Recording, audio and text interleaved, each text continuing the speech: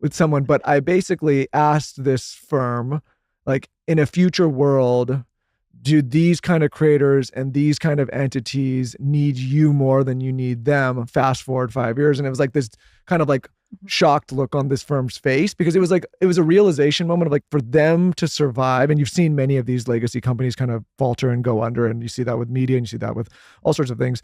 But it's like, I think there's finally this realization of like, oh shit, either we missed the boat or we got to take this very seriously, because in a future world, it could, publishing or fashion or media, like if you don't start taking this economy seriously, like you're just not going to survive. And so it's been empowering for me as an operator, because I spend almost no time now trying to convince any of those people and just like, hey, if you miss the boat, like I'll see you down the line 5 years or I won't. Yeah. You know what I mean? I think that this goes along though with being a disruptor. It's like you get to the point where you're like, I'm not in the business to convince you.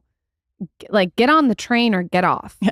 And it's just like, that's how being a disruptor is. And I think that this is all part of it. You're going to get the pushback. You can't blame certain people though. It's just a lot of people are scared of change. They don't like uncertainty. They like to keep the status quo. Or like you said, they're worried that their job's going to be diminished. The worst thing is someone saying we've always done it this way, so we have to keep doing this way. So like there's empathy to be deployed, but I just think the way I think about everything now is not what's going on right now, but what does this look like 4, 5, 6, 10 years down the line? I want to talk about us speaking at LTK, a conference that you guys have. It's an incredible conference that supports creators. You can get more into it. But when I was speaking, I recognized that there are women in this audience that are making $1 million+ a year. And if you look at their Instagram, you wouldn't know that. It's not in your face.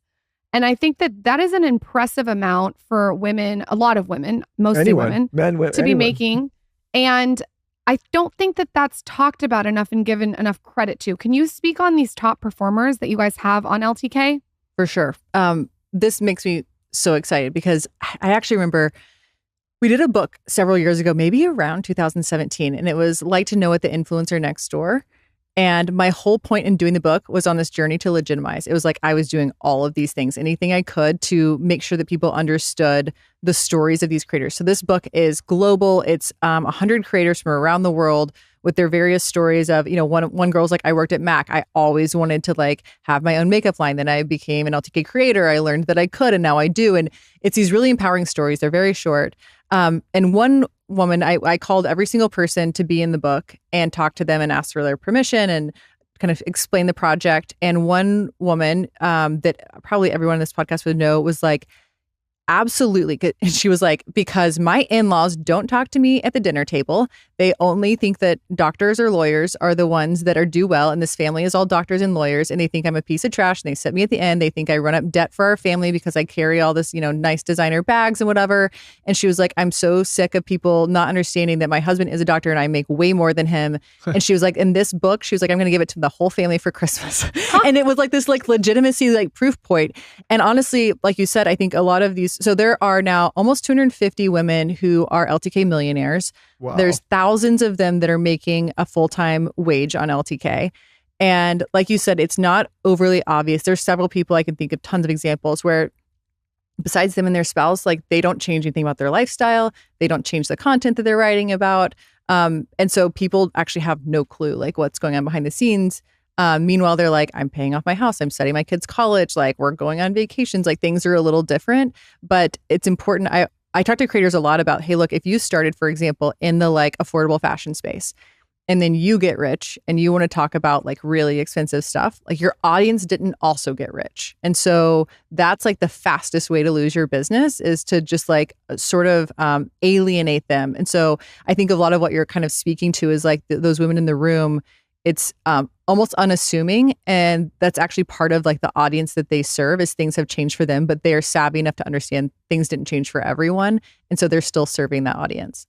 I think that my journey with you guys has been so interesting because at first I was just linking out like the top I was wearing or the jeans I was wearing. And now what I've done is I've deployed massive strategy to make this as something to diversify my income. It's something that's like an extra thing where I have like a fashion budget or whatever that's really amazing. So now what I do is I link the entire outfit I'm wearing because you do get questions over DMs of exactly what it is. And I do what I can, but I don't have time to answer every single one all the time. So it really is like a one-stop shop destination for the audience to really get all the points, from the cell phone cover that I'm using to the nail polish gel that I have on to even like the tennis bracelet I'm wearing. Like, it's like they really can get the full experience, and it's not pushy.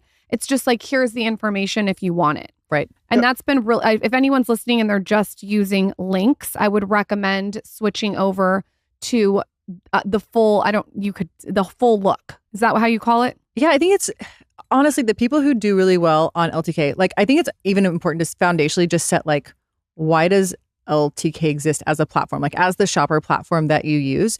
Because actually we started the business B2B. It was like totally behind the scenes. It was a system where we were actually just able to track what was happening between a creator, and then when they send their customer to that retailer, we're billing on it, we're paying out to the creator.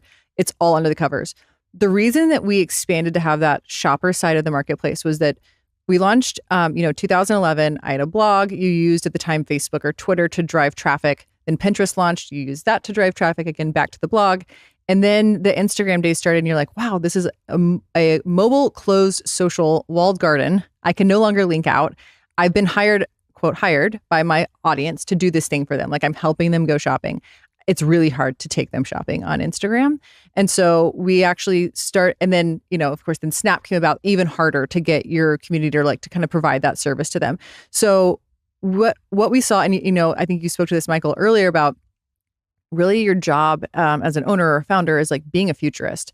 And so like Baxter and I take that job very seriously, and we're looking at trends constantly and saying, well, if this plays out, then this, and if this plays out, then that, and like, where does that intersect? What's the top of the puzzle box? And so in 3 years, we believe XYZ will happen, which means our creators will need this thing. And so it often takes that many years to get to a product that's viable by the time that you need it, right? And if you don't have it, you're kind of too late. Yep. So we started building LTK as its own platform starting as early as 2013, because we were like, wow, there's a new platform popping up every 2 years. They're all scaled consumer businesses. These are new places for our creators to essentially go fishing for, people to join their community. But the biggest risk to them actually in this new universe is the fragmentation of their audience. Because if they can't on demand reach that 20,000 that are there, and that 10,000 that are there, and that 2.3 million that are there, and all of a sudden it's broken across all of these different platforms, across all of these with someone. But I basically asked this firm, like, in a future world, do these kind of creators and these kind of entities need you more than you need them? Fast forward 5 years. And it was like this kind of like shocked look on this firm's face, because it was a realization moment of like, for them to survive. And you've seen many of these legacy companies kind of falter and go under, and you see that with media, and you see that with all sorts of things. But it's like, I think there's finally this realization of like, oh shit, either we missed the boat or we got to take this very seriously. Because in a future world, it could, publishing or fashion or media, like, if you don't start taking this economy seriously, like you're just not going to survive. And so it's been empowering for me as an operator, because I spend almost no time now trying to convince any of those people, and just like, hey, if you miss the boat, like, I'll see you down the line 5 years, or I won't. Yeah. You know what I mean? I think that this goes along though with being a disruptor. It's like you get to the point where you're like, I'm not in the business to convince you. Like,